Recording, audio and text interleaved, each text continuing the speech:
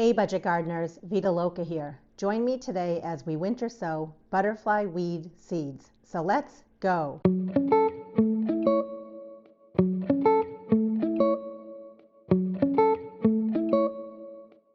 I am really enjoying the series of winter sowing different seeds together with you, and I hope you're enjoying the series as well. I'll put a link to my winter sowing playlist in the description in case you're interested. I have a lot more plants that I need to winter sow, so be on the lookout for future videos on that. If you're very familiar with the winter sowing process, or you've watched a bunch of my winter sowing how-to videos, feel free to skip to the timestamp shown below. But if you're new to my videos, welcome.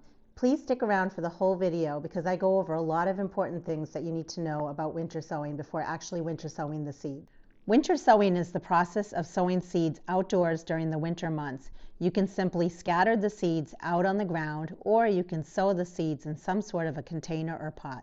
When it comes to what kind of container or pot to use, there are so many different choices out there. The big thing is you want to make sure it's translucent or clear. I like to use milk jugs, but I know other people have used juice jugs, rotisserie chicken containers, totes. The possibilities are endless. The big thing is, no matter what container you choose, you want to make sure that it can hold at least 4 inches of soil in it. Your containers should have holes in the top to allow water or moisture to come in. The containers should also have holes in the bottom to allow for proper drainage of water.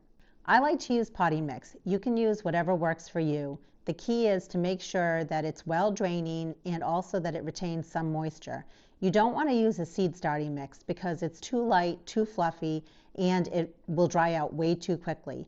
You also don't want to use garden soil because it's very heavy and it's too compacted, which makes it difficult for roots to grow in. There are a ton of benefits when it comes to winter sowing. It's very easy to do, it's cheap. It doesn't require any additional equipment. You don't need any grow lights. You don't need any room inside your house. Another benefit to the winter sowing process is that the seeds will get a natural cold stratification period.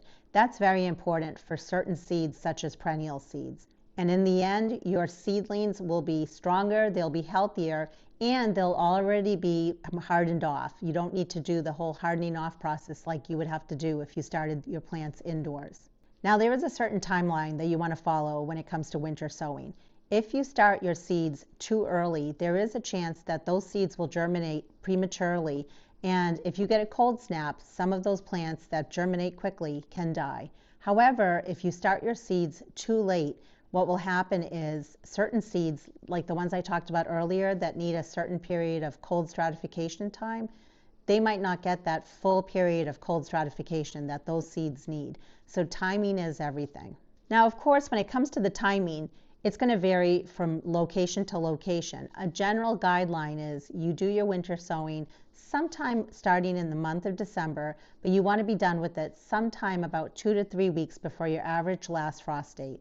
But I want to give you a more specific timeline that I'm going to be following and that you can follow as well. So about 5 to 6 months before your average last frost date, you want to be sowing seeds that are requiring a cold stratification period. And those are usually perennials that are hardy in your area where you live.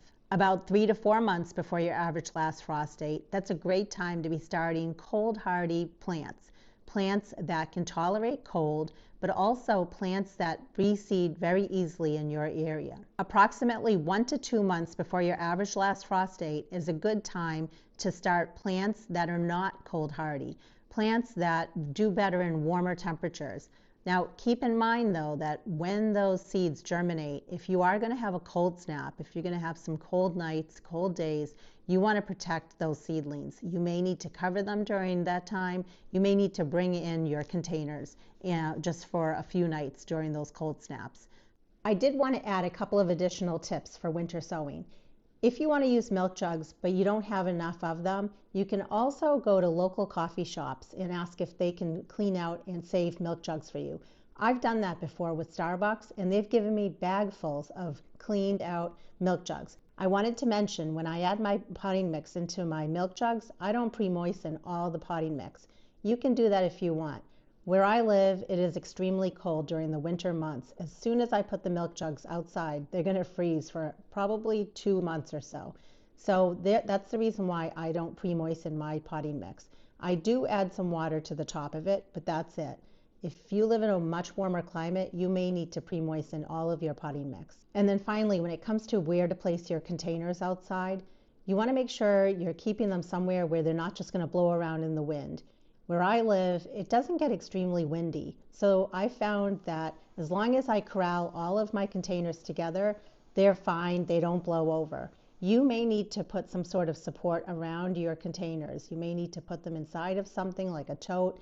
So do what's best for you in terms of making sure that those containers don't blow around outside on a very windy day. We'll begin with a quick plant profile, and after that, I'll show you my process for winter sowing the butterfly weed seeds. Did you know that butterfly weed is actually part of the milkweed family? I had it years ago in my garden. Not a big plant. I think it was probably a plant that I started from seed. Honestly, I don't know what happened to it, but if I had to guess, I think that I probably tried to dig it up and move it. During that time, I probably lost the plant. I recently bought the seeds for this plant because I want to have plenty of this plant in my own yard, and I also want to be able to offer it as part of my backyard plant nursery. The plant has lots of orange to yellow blooms, and it's rich with nectar as well as pollen. So you can imagine the pollinators go crazy over this plant. Let me share with you some very interesting fun facts about the butterfly weed. The plant is a beneficial plant that monarch butterflies need to survive. It serves as the birthing grounds or host for monarch butterflies. In fact, monarch butterflies will only lay their eggs on milkweed plants. When the eggs hatch, the larvae use the milkweed plant as a food source. Even though the toxins inside of milkweed are harmful to most living creatures, the larvae actually absorb it, making themselves toxic to would-be predators. This toxin actually remains in their system throughout the rest of their life. Without the presence of milkweed, the monarch butterfly actually can't reproduce and therefore won't be able to survive. Now, there is a similar species of milkweed that you don't want to have in your yard. It's called the tropical milkweed or Mexican butterfly weed.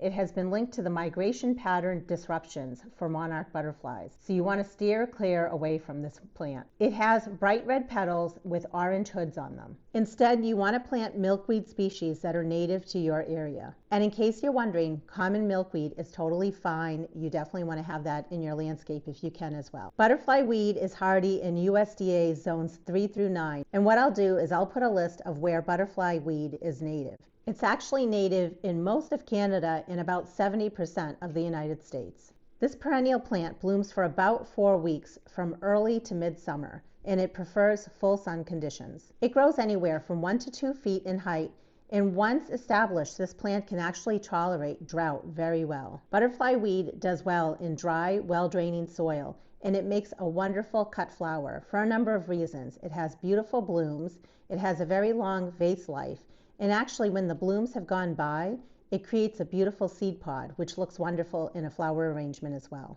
The plant attracts a ton of pollinators, the monarch butterfly, bees, butterflies, moths, you name it. A lot of pollinators come towards this type of plant. But beware, the plant can be mildly toxic to both humans as well as animals, so you don't want to be ingesting any parts of the plant. And if you're worried about deer as well as rabbit, they usually steer clear away from this plant, which is really nice. There are a few common pests with butterfly weed. The number one pest that you might find on them are aphids.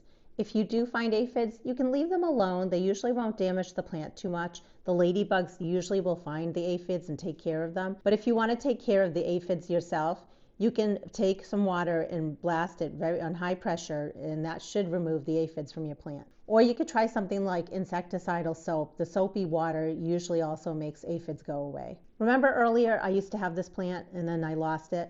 I'm guessing the reason is, well, this plant has a very long taproot and it doesn't like to have its taproot disturbed. So if you are going to grow this plant, a couple of ways you can grow it are you can buy it or you can start it from seed. You can also take cuttings of it during the summertime and try to root those cuttings. Or you can even take cuttings of the roots themselves that are in the ground and you can try to propagate the plant through root cuttings. In other words, it's not a great plant that you want to just try to divide. It's also not a great plant once it's big and established to try to dig up and move. And that's why I've decided to try to grow this plant from seed because it really grows easily from seed. So speaking of growing these plants from seed, let's talk a little bit about what you need in order to grow it from seed. The seeds need light to germinate. So you just barely want to press the seeds into your seed starting potting mix or soil. And if you are going to cover them, you just barely want to cover them with 1/8 of an inch of vermiculite, soil, or seed starting or potting mix. The seeds need a period of cold stratification. We're going to be achieving that by doing the winter sowing process. However, you can also do this by taking the seeds and putting them somewhere where it's cold. It can be outside, it can be in a shed, garage, your fridge, your freezer.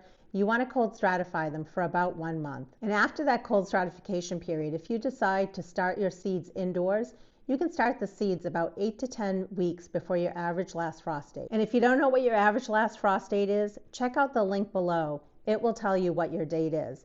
Just put in your zip code, and also you can look at the map, and the map is a little more accurate, and it will tell you what your average last frost date is. And based on that, you want to then count backwards about 8 to 10 weeks, and that will tell you when you can start your seeds indoors. The seeds will germinate when the conditions are right outside.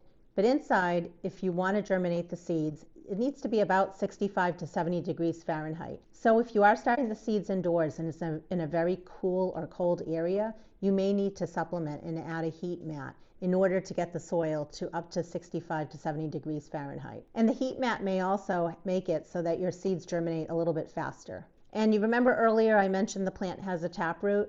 When it comes time to pot up any seedlings, you always want to make sure that the seedlings do not become pot bound.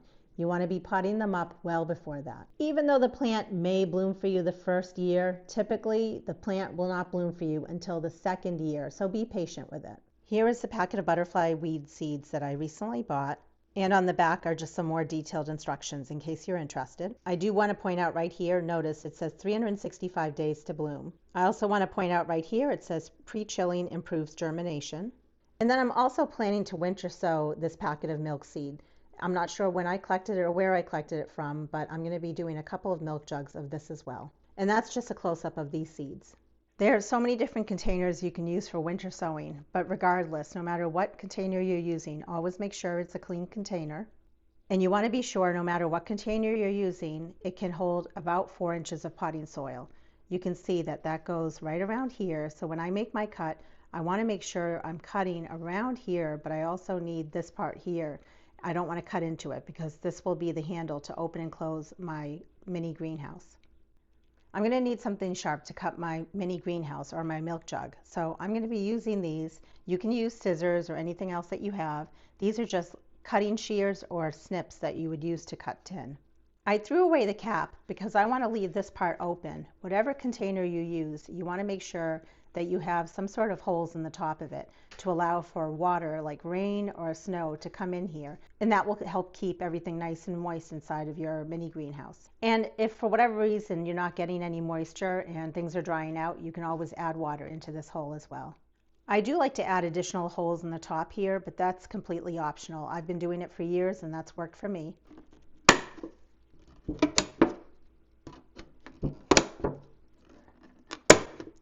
You also want to add drainage holes in the bottom of your container. That will allow water to come out if there's too much water in here. And it also allows it so if you want to bottom water your container, you can easily do that because then the water can wick up and it can water the soil and the seedlings that are in here. I always like to add more than less holes in the bottom because I want to make sure that this container has good drainage.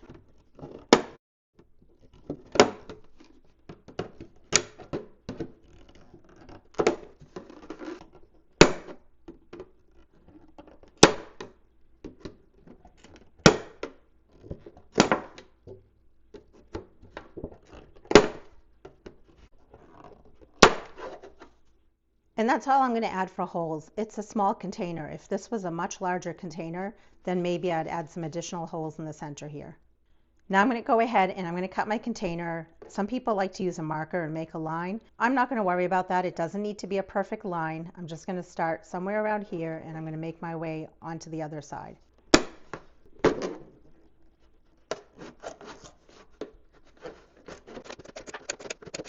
Now I'm going to stop because I don't want to cut all the way through. I want to have an area here and here. And the reason for that is I want to make sure that I'm using the handle as a hinge for my mini greenhouse. And notice they don't perfectly line up, and that is totally okay. Next I'm going to go ahead and get some potting mix filled into the bottom of this container.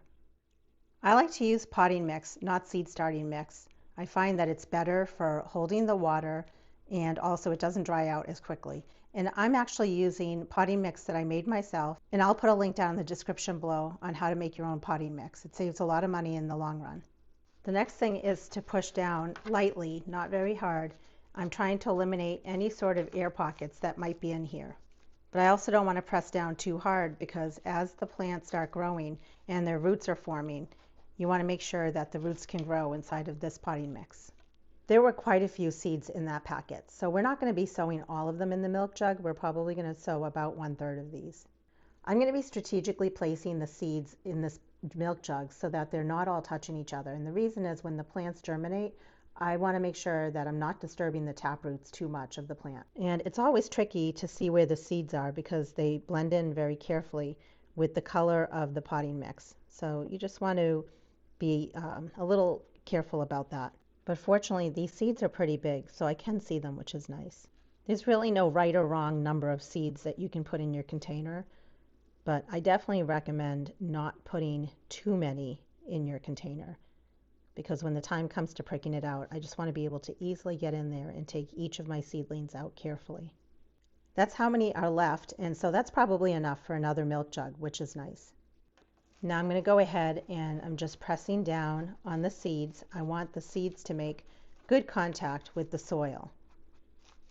And remember, we're just sowing them right on the top because the seeds do need that light to germinate. And I used a garden marker and I just made a label. It says butterfly weed, and I'm putting the label on the inside of my container just in case for whatever reason the label on the outside gets washed off or worn off.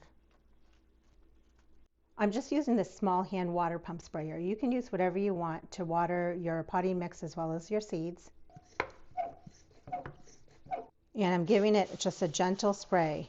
I don't want to give it a very heavy spray because I don't want to dislodge any of the seeds.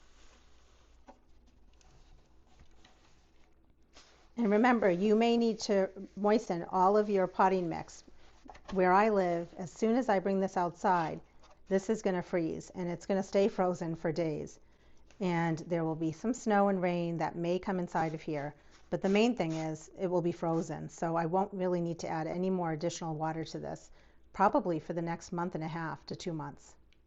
I'm just using a paper towel to wipe the sides because I find it's easier to stick the duct tape onto the container if it's dry. I'm just using duct tape to seal my container shut.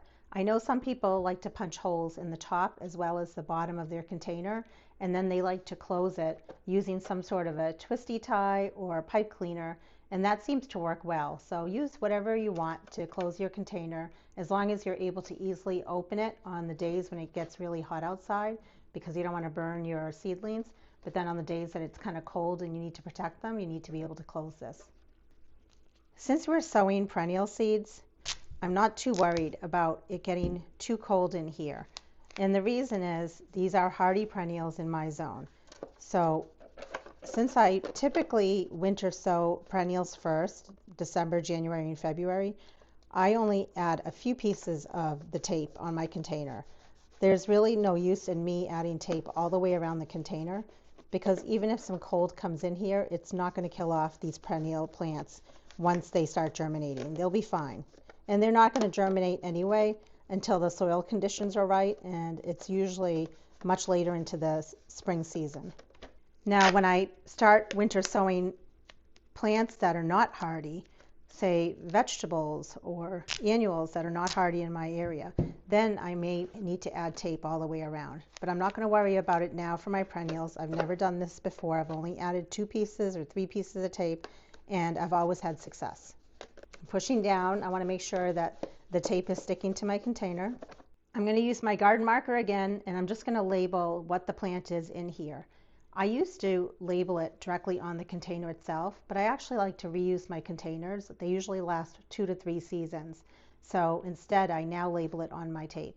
Some people, instead of putting in the plant name on the tape, they like to number it. So they might put a number 1, and then number 1 on a piece of paper or a spreadsheet would be the plant name. So Rebecca. Number 2 might be lupin. Number 3, foxglove, and so on. So I'm just adding the name of the plant on my duct tape. I'm adding it on the other side as well, but that's optional. And now this milk jug is all done. I'm going to go ahead and I'm going to place this in a full sun area where it has access to rain or snow. I don't want to put it anywhere like under eaves or under a covered porch, otherwise it won't get that rain or snow that it needs. I'm also going to put it so that it's not blowing around in the wind. So I'm going to be corralling it with a whole bunch of my other winter sown containers. I really hope you enjoyed this video. Definitely consider growing milkweed in your yard. You won't regret it. Just one word of caution, you don't want to put the common milkweed in the middle of a flower bed unless you're okay with that milkweed taking over. You want to put it somewhere where it can spread easily. I have fond memories of when my kids were little. We used to go to my mother-in-law's house because she had a big patch of milkweed. And we would watch the little caterpillars chewing on the leaves, and then eventually the caterpillars would turn into a chrysalis. The chrysalis would then eventually turn into a butterfly. And it was just such a fun cycle to share with my kids. I'll definitely bring you along on the process of when these plants germinate in their milk jugs, and then what's next in terms of potting them up, fertilizing, and then moving them out either into my landscape or down in my plant nursery. Let me know in the comments if you have butterfly weed either in your yard or someone else's yard where you get to enjoy the whole process with the monarch butterflies. I'd love to know. And until the next video, make it a great day with gardening.